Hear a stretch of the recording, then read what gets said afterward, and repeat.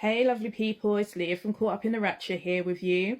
As promised, I said I would do more face-to-face videos, and so here's my first one, and it's kind of where my journey into the world of vibrating spicy toys started. So I shared this story one night at an event, and gosh, the response I got, you would think I don't know. People were extremely disgusted, considering it was an after hours, like, sort of podcast talking about sex and relationship. They responded in such a negative way. They were shocked that anyone under the age of 18 could even consider their sexuality and pleasure and be discovering their bodies. Which, people, you need to wake up and realize that that's what's happening from a very young age. From you can place your hand on your own areas, you are exploring and you will find different things out. Anyway, that's me ranting about how I felt about that event. So what I shared was the fact that I was around 13, 14 years old, and I was watching a show that some of you may remember called Eurotrash. So this came on a Friday night after all the comedy shows we used to watch from the US. So this show, it was like, as it said, Eurotrash. It was just trashy. It was anything that you shouldn't be watching just on there, and it was very random. And a lot of the topics were around sex and sexuality. Now, one of the things they shared, I guess, was a vibrating spicy toy. When I saw this, light went off in my head, and I was like, oh, I've got something that vibrates. I'm sure I can create one of my own. Now, this is where it goes, it's like quite wild in my eyes when I think back to what the heck was I doing. My mom had a lady shaver, battery powered lady shaver that I was aware of. I probably used it, whatever, and so I knew that it had a rotating engine within it. So I knew that. I don't know how I knew, but I knew it was the same type of engine within. Maybe they were actually showing you how you make a buzzing toy. I have no idea, but whatever I saw made me identify that the motor within the shaver that my mom had was also the same as you would need to make your own spicy toy.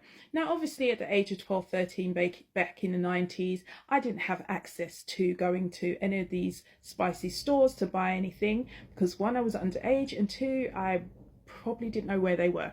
Anyway, I decided that I would try to create my own, as you do. So I'll share an image of what the razor looked like, the shaver looked like, and that it has different components to it. So it had different heads, so you'd basically take off different heads and replace it with the actual the one that you want, whichever one you preferred.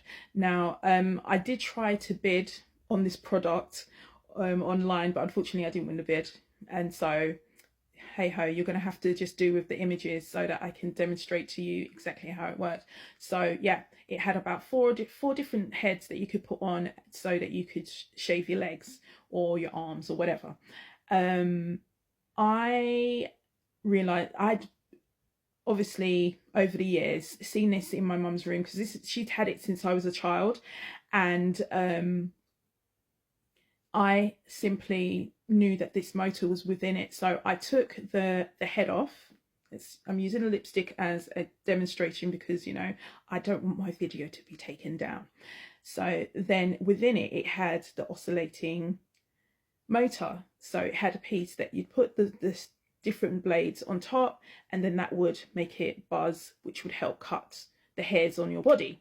So I knew that this rotated round, and as it oscillates, it obviously was the same as what I'd seen on TV, and decided that I wanted to try my own. So try to make my own. So what I did was, first of all, it had like just this where you would latch it onto, the different blades onto, like so.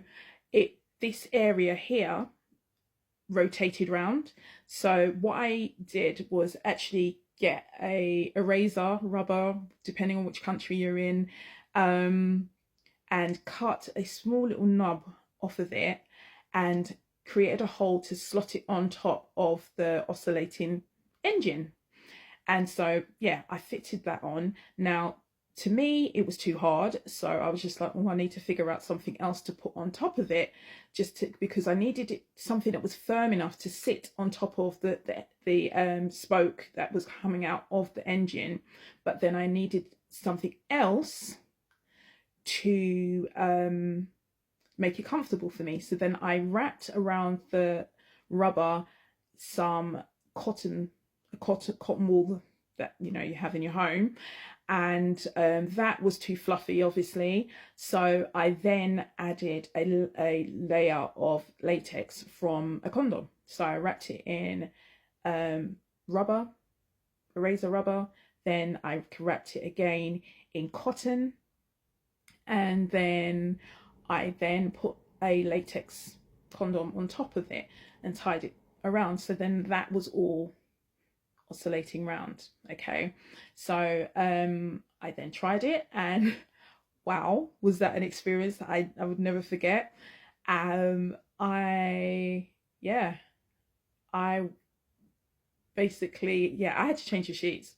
Yeah, so that was actually, and I what I also did was put a mirror down there as well to see what I was doing, because obviously I couldn't see just looking down clearly what I was doing. So I placed the mirror so that I could also see what I was doing to myself. So and made sure that I didn't hurt myself as well, safety first. Yeah, so I did that, and I enjoyed that for many years without anyone knowing that, yeah, I basically made myself a little spicy toy out of my mum's razor. Sorry, mum, rest in peace. But yeah, that's the truth. That's what I did. And yeah, that's my story. So going back to me, sharing this at an event. So the conversation was talking about, pleasuring yourself and what whether it's good or bad, if you're making yourself numb. Now with anything, if you do it too much, you are likely to make yourself numb. Like eat too much of something, you're going to make yourself sick, aren't you? So you've just got to do everything in moderation. But with the whole conversation, it was very negative to the thought of that partners pleasuring themselves in front of you or without you, and the concerns that they're not going to want you because they're using spicy toys. And I was just I was shocked in this day and age that we're still having this conversation, and people's ignorance to the thought of actually you can do this together. It doesn't have to be solo play. Obviously you don't need to be making your own little makeshift pleasure toys. There are plenty. Come to raptureco.uk. We've got lots there, all different price points. So you've got the opportunity to share these things with yourself and with partners, and enjoy it. It doesn't need to be a negative. But at the event, it was frowned upon. Everyone was shocked, mouths were open. Some people, I must admit, some people were asking the question of how, what did you do? And then I had to try and figure out how to explain to people that I figured it out. And yeah, they were like, oh, you shouldn't have been watching those programs. Yeah, I shouldn't have been watching those programs, but I did.